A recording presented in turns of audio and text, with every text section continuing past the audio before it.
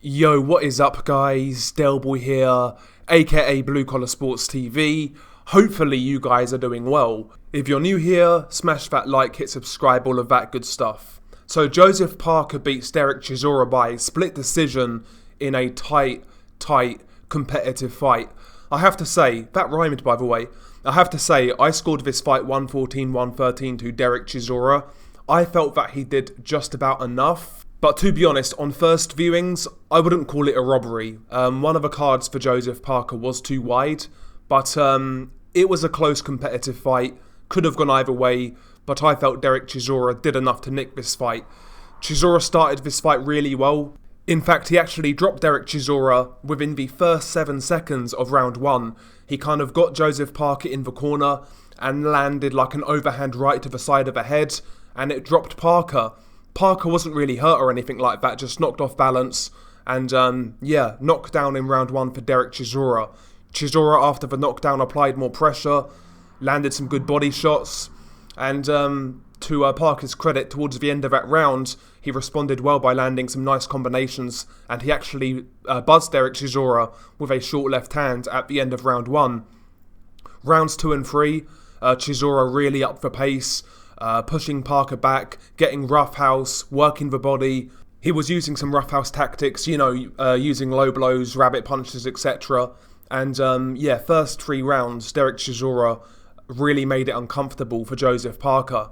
Round 4 was much closer, real tight round that could have gone either way in my opinion. Parker started to find a home for his jab a lot more regularly, and also he was landing like a straight right left uppercut combination, which was working well on Chisora, while Chisora was still landing those body shots and some overhand rights. Round 4 was a real close round and in my opinion a swing round. Round 5, Chisora kind of regained control, applied great pressure, pushing Parker back, once again working the body, and he was just making it real rough for Joseph Parker in the first half for the most part. Round 6 onwards though, I felt Parker really started to get a foothold in the fight. Round 6, 7, 8, 9, I felt Parker was boxing really well. His jab was much more consistent. The pressure of Dereck Chisora wasn't quite as relentless as it was in the first half of this fight. You could tell that Chisora was slowing down in the second half of the fight. And yeah, Parker was nailing him with some good straight shots as Chisora was coming in.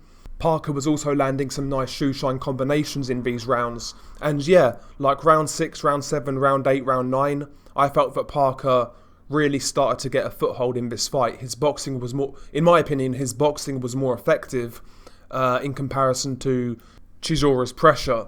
Chisora did have a decent round 10 though. Round 10 was close, but Chisora got closer. Again, working the body.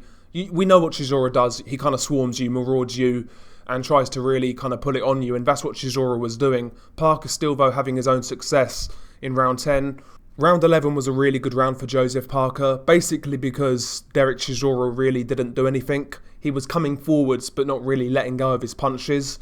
I think he was basically saving himself for round 12, and as a result, in round 11, Parker was able to pick him off with the jab, the 1-2, the right hand, left uppercut combination as well. And yeah, round 11 was a clear Joseph Parker round. And round 12 was a real fun round actually. Chisora started really well. He caught Parker with 2 overhand rights to the head. And Chisora started round 12 really well, man, applying pressure. He looked like the guy who wanted it more. To Parker's credit though, Parker came back and he caught Chisora with a couple of left hooks and backed him up to the ropes. Chisora looked buzzed, but for some reason, Joseph Parker just stood off him and did nothing. I think Parker was absolutely knackered because he finished this fight really ragged. I don't think he had the energy to really put it on Chisora because Chisora in round 12, for a couple of seconds at least, was on the ropes, stationary, and he looked hurt, in my opinion. He looked hurt, but yeah, Parker didn't really put it on him. Chisora then recovered, and he finished the 12th round well. Parker was hanging on, not really doing much, and ultimately, yeah, Chisora got hurt in round 12, but he did a lot more work, so I felt Chisora won round 12, and to me that was the decisive round of this fight on my scorecard. I had it 114-113 to Chisora, but like I said, on initial viewing, I don't really think that was a robbery. There were a few close rounds in that fight that could have gone either way, and depending on how you score those rounds, can change the result. So I don't think it was a robbery.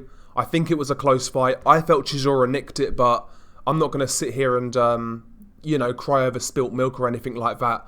I really enjoyed the fight. I thought this fight potentially could have been a bit of a stinker, but I really enjoyed it. I thought it was a real hard fought fight.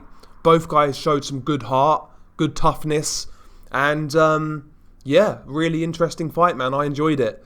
I'm not really sure where both guys go from here, to be honest. I mean, the result is being debated on social media. Chisora thought he won.